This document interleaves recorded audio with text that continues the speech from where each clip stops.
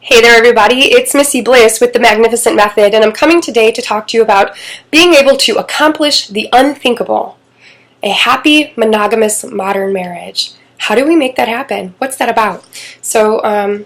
Before we get into the subject matter, I'd like to take a moment to say hello to my new colleagues with We Are Valuable Media and welcome anybody from who follows the Magnificent Method to also follow We Are Valuable and vice versa. There's a lot to learn here. There's a lot to accomplish. So welcome, everybody. Welcome. I normally work from outside. I always try to get outside, but it's pouring down rain, so we're going to be in my kitchen because I'm moving right now and I have boxes everywhere, so it's super chaotic, very fun, okay? So once again, and I have my notes, accomplishing the unthinkable, a happy, monogamous, modern marriage. So the very first thing that I want to do is stop and reflect on my own journey in this space, which has been difficult. And if you know me personally, you know that I have climbed mountains to find happiness in my personal relationships. And so that being said, I have just a metric ton of street cred in this area. I have researched and I have workshopped and I have, I've put serious effort into this area of my life because it is so important to me. It's so important to me to have a healthy, well-adjusted family. So, there's my history on that. And so if you've got any questions, I've got just a laundry list of books that can be read. I'm going to mention a few here, but if you need personal help with this, just inbox me. We'll figure it out for you, okay? And so I want to start with saying marriage is not for everyone. There's a gentleman named Reid Mihalko in the sex positive industry, and his website is readaboutsex.com. So that's REID aboutsex.com. And Reid says you need to date your own species. And that looks like if you are a non-monogamous person, please don't go find a monogamous person and try to make them non-monogamous, and vice versa.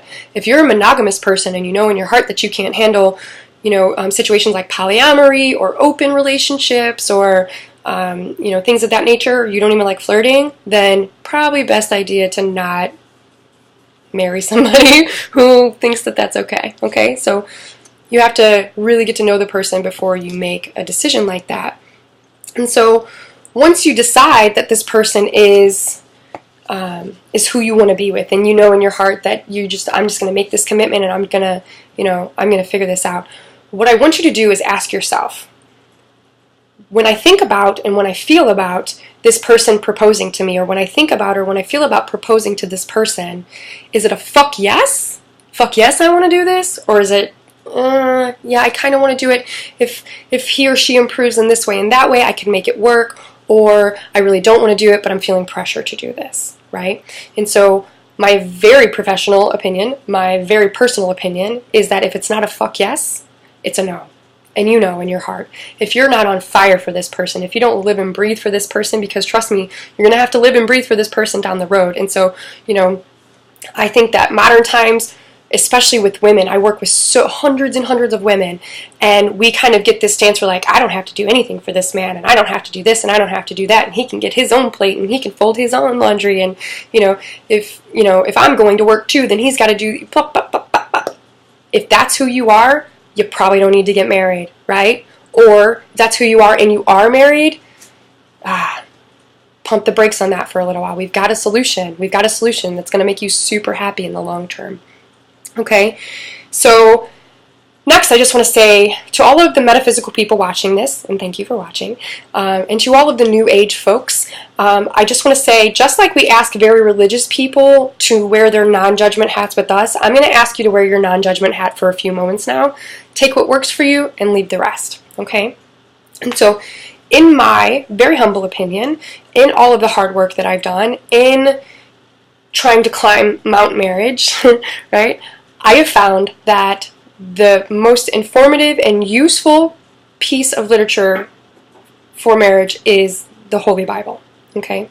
And so this allows you to, for more or less, become very humble in the face of marriage. You need to be incredibly humble here. And so if you're going into marriage to get something, you're going to get divorced. If you're going into marriage to force something, you're probably going to get divorced. About 50% of marriages end up in divorce, and I think that's public knowledge by now. And so if you consider that, say, I don't know, okay, so if your kid walks to the bus stop in the mornings and there's a wild bear on the loose, and you hear on the news that there's a 50% chance that your kid is going to get attacked by a bear, don't you think that you're either A, not going to go to the bus stop, or B, find some tools to help protect you from the bear? I think so. I don't think anybody would walk into a bear attack. But if you've ever been divorced, very similar to a bear attack, it's not exactly wonderful. So I just want to say, for all of the people out there that are resistant to the Bible, I'm not asking you to accept anyone's God. I'm not asking you to do or be anything than you already are. What I'm saying is that if you're resourceful and you have tools that are available to you, regardless of the package that the tool comes in, you need to be leaning on those tools and using those tools. There's another book I suggest strongly, or two books really. There's an author named Dr. Ellen Friedman. She's a therapist, and she wrote a book called Light His Fire, and a sister book called Light Her Fire. I know that the titles are a little bit tacky, but please believe me when I say the $4 that you're going to spend to purchase these books will save your relationship. I'm not kidding. It's such valuable information. Once again, title's not that great. It was published back in the early 90s, late 80s. Incredible information there. But that teaches you, once again, to humble yourself. And so if you're going into marriage to get something, you're probably going to get left behind, truly, okay? And so I know that also a lot of couples and I have a lot of guys that have been coming to me recently too, but when I'm talking to women and they're like, I just don't feel sexy around him and I don't feel any passion and there's no fire, what I want to say to you all in this is that if you're not fit or getting fit or working out or whatever it is that you do to make your body sweat and your lymphatic system move and that endocrine system to get functioning properly, you're probably not going to feel very sexy. And so if you want somebody to think that you're sexy, you have to think that you're sexy first, right? It's pretty simple stuff.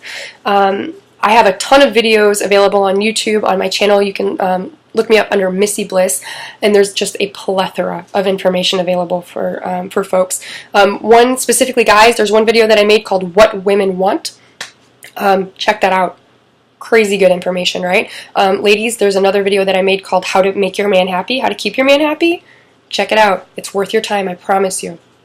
So, and as far as igniting passion, if you've never really been down that road, if you've never really had a passionate relationship, or if you were infatuated when you got married and not actually in real love. So let's look at the chemicals in your brain that are released during the early stages of the relationship. So between 18 to 24 months after the relationship begins, you're in a state called infatuation. And this is that mad about you, can't eat, can't sleep, can't do anything. I just want to be around you all the time. I'm texting, I'm blowing your phone up. Love, love, love, love, bubbles, bubbles, bubbles, pop, pop, pop, right? Amazing stuff. There's a chemical cocktail being released in your brain, but eventually that same partner is going to pull less and less and less of that chemical cocktail from your brain. You're going to actually build a physical tolerance to your partner like you build a physical tolerance to caffeine. And so please understand that once that fizzles out, once that beautiful infatuation period fizzles out, you have a time period where you still love them, right? Like you're still in love with them, but now you get to make a choice. Do I want to spend the rest of my days with this person? And please know that human beings are not organically monogamous. Human beings are not organically mated for life. We don't have paramates. We don't mate for life. And so if you're making a choice to be monogamous in your marriage and to be married for life, you're making a choice to step outside of your nature, which takes an incredible amount of commitment.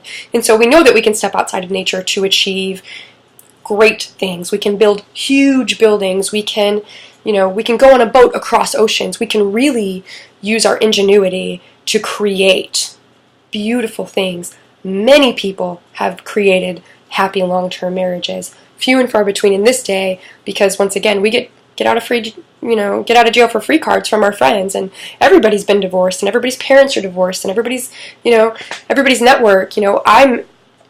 This is my second marriage now. I have I have an entire group of girlfriends. I'm in my early 30s, and we already have a first wives club. Think about that. Think about how sad that is, you know? It's not cool. It's not cool. And so, not that, you know, I'm spanking anybody for being divorced. I'm divorced myself. But what I'm saying is that if you're not ready for marriage, don't get married. Don't do it. Now, once again, I digress. To reignite that passion, there's a man named David Dieta, and you can find his work on YouTube. You can find, he's written many books. He still is doing workshops constantly. In my opinion, there is no better approach to learning how to embrace your femininity or embrace your masculinity and then be in a reciprocal, engaging, raw, real relationship with your partner. Once again, it's David Dieta, and you can find him on YouTube for free. All of what I'm telling you right now can be found for free. So what do you do if you're already married and it's all gone sour? Like, what do you do? Okay? So, first of all, I want to, well, I'm going to give this away. Normally this is just for my clients, but I'll just give it to you guys. You get a free pass, right? So in relationships, I think that we have to have something that gives us a free pass to kind of freak out every now and then and to kind of rest instead of quitting, right? And so we call this a 2-day fuck you or a 2-day no thanks, okay? And so the only thing, when you're in a heated conversation, you're in a heated argument with your partner and you're just done and you're just like, no more, I'm cool with this, right? You're putting your hands up, you're done. It is the responsibility. Somebody has to be a champion for the marriage. You can't both be out at the same time. One person has to be in love at all times, okay? One person has to be loving at all times. One person has to be the lesser of your two evils, so to speak, at all times. And that person then is responsible for saying, you know what? 2-day fuck you. Or you know what? 2-day no thanks. And so the only thing that you can say to each other for the next 2 days then is no thanks, no thanks. No thanks. When you pass each other, when you really want to talk about it, when you really just want to open it up, no thanks, no thanks. And what's going to happen is it's going to become really comical. It's very funny, especially if you're comfortable with the words fuck you.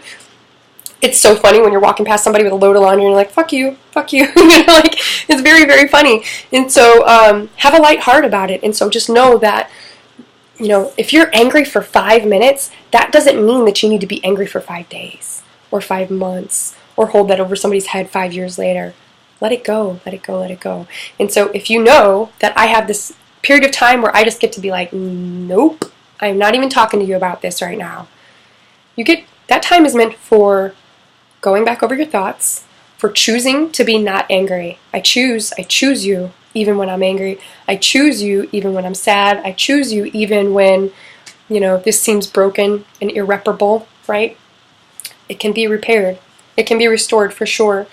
And the next thing I want you to do after your 2 days is up, I want you to act as if. And so we learn about business. Oh boy, do we learn about business. And in business and in sales, we learn you have to act as if you're already successful. And real estate agents should buy newer cars because they look more successful, and in turn, they'll feel more successful, right? I want you to act as if in your relationship you're madly in love, right? That infatuation period.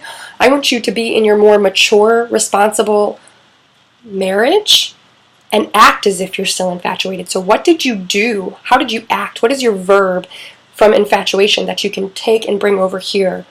Was it, say, in relationships, oftentimes wives complain that husbands don't help out in the house. I guarantee you, if you've just fallen in love with a woman and she says, hey baby, will you take the trash out for me? You're like, oh yes, let me take this trash out. You know what? I'm going to put the new liner in. And as a matter of fact, I saw these newspapers out here. I'm going to go ahead and put those into recycling for you. 5 years, 10 years, 15 years later down the road, she says, baby, will you take out the trash for me? And you're like, I'm not taking out the trash. You take out the trash. I worked all day today. You never even, took out those newspapers that have been sitting there for a week. Do you see how those two things change? And it's based on you. It's not based on your partner who's asking you. It's based on you and your position in the relationship. I absolutely suggest, and in Light His Fire and Light Her Fire, she suggests twice a year that husband and wife get away. And so that can be 3 days, it can be a week, whatever you can afford, really. Go camping, that's free, Just get away. If you have children, get away from your children. Go farm them out to their grandparents. and just be with each other and know that this time is for lovemaking and giggling and being delightful with each other and being actively remembering what was in infatuation that made it so beautiful and bringing that back in. And so I want you, the next thing is, if you are into the metaphysical world, or if you're into the New Age world, and maybe not if you're devout religious, but for the metaphysicians and others, I would say take time every day when you're doing your visioning practice, whatever it is that you're trying to manifest, and see the movie of your happy marriage, right? You can make a vision board for your marriage if you choose to, if that's something that you're into. But more importantly, I want you to feel the feelings in your meditation. How does it feel to be happy in your marriage? What does it smell like to be happy in your marriage? What do you wear when you're happy in your marriage? Are you a little more sexy? Are you a little more sassy? What does that look like? What does it feel like? And the more you're in that space, it's going to be so much easier for you. You're not going to be resisting, then you're allowing, right? Resistance is hard. Allowing is easy. Everything you want, this is Abraham Hicks' quote, put the paddles down. Everything you want is downstream, okay? And so if you're thinking about it and it doesn't feel good, you're actually pushing it away, and it's not going to work out for you. And the very last thing that I want to say is that, and this is something that I learned the hard way, and so please, just from my heart to yours, please check this out. You must eliminate all distractions from your marriage. All of them. Every single one. And so you have, if you're religious, you have God first, and then marriage, right?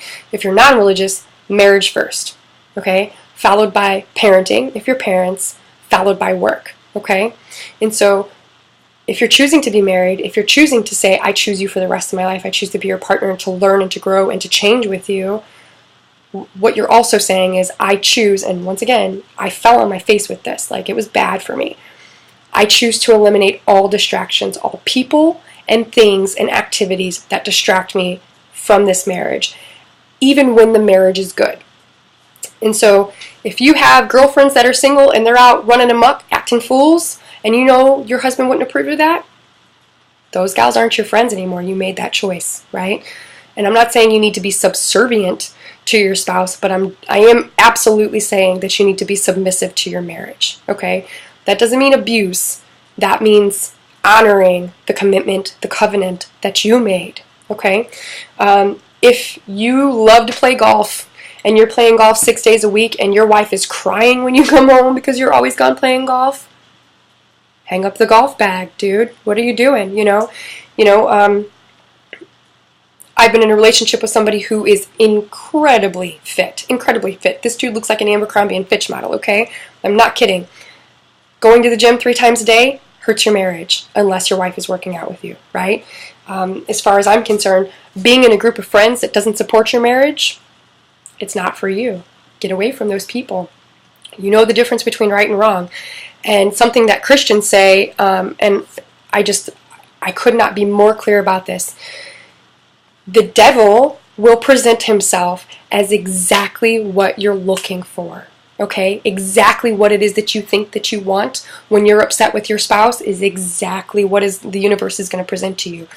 You have to be so aware of temptation. You have to be so aware of yourself and what your weaknesses are, and be honest with your partner about them, and have a support system of friends who, no matter what, are going to turn you and push you back in the direction of your spouse. Straight up. That is really a thing. And so, side note, if you are being abused mentally or physically, get out now. Not tomorrow, not in a week, not go to therapy and see how it works. If somebody's putting hands on you, get your shit, get your kids, and go. The end. I do not think that if somebody has physically harmed you, or, if you're in a sociopathic, narcissistic situation where you're being just beaten down, get out. If you don't know how to get out, inbox me. I will help you. I promise. Go to your church, go to your friends, go to your parents who love you more than anything, and get out. Now, to bring it all back, we're going to do a little recap, okay? It is possible to have a 100% guarantee to not get divorced if you choose to not get divorced, even when you're flaming mad. because you're going to be mad. It's going to happen.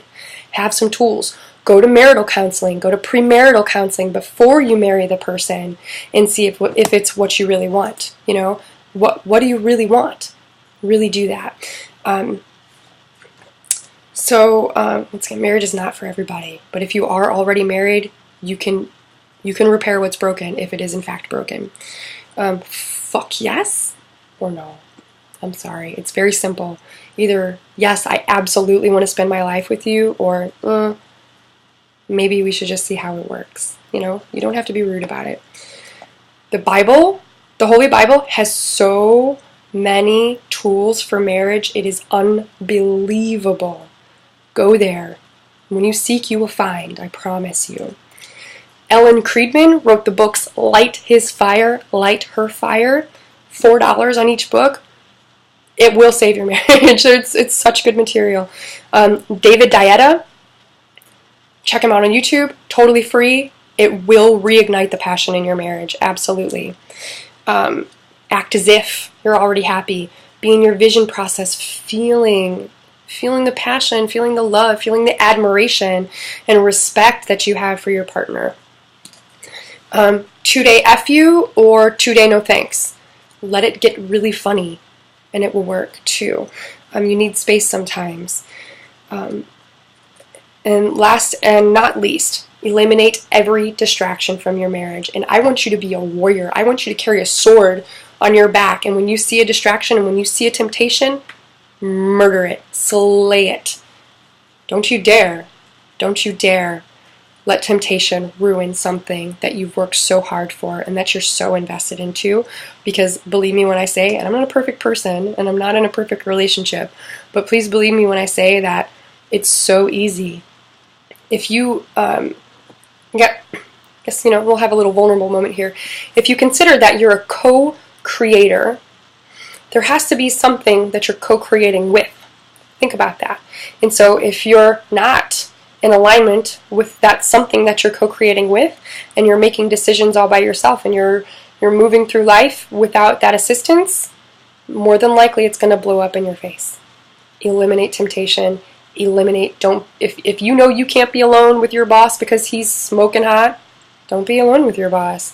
If you know that, you're traveling and the guys that you work with like to go to strip clubs and your wife does not want your butt in a strip club, don't go to a strip club. You hear me, right? Don't do it. You have the choice.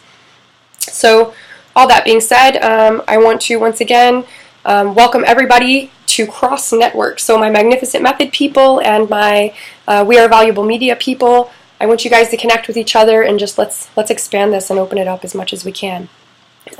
If you're having problems currently in your marriage, please inbox me. I'm more than happy to help. I've saved many marriages at this point. Once again, if you're in an abusive situation in your marriage, get out now. Not tomorrow, not in 4 hours. Get a bag and leave now. Okay? All right, y'all. Well, have a good day.